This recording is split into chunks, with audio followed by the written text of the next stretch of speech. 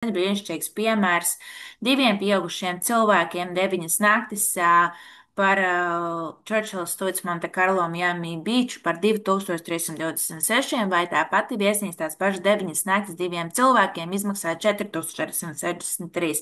Tad šeit ietaupi jau $2000, kurā kurus tu vari iztērēt, piemēram, lidmašīnas biļetēm, ja, ģimenei vai mašīnu īrē vai pusdienām. Nu, respektīvi, tu daudz ko vari par 2000 iztērēt. Šeit, piemēram, viena nakts diviem cilvēkiem. Las Vegas Hotel Casino, ja re, kur bookings 277, Expedia 293 un Travariumā $15.46. Tad šeit jau tu ietaupi $200, kurus tu arī vari iztērēt, piemēram, lidmašīnas biļetēm. Piemēram, manā es tieši skatījos uz Ameriku, var aizbraukt viens cilvēks par €400. Ja?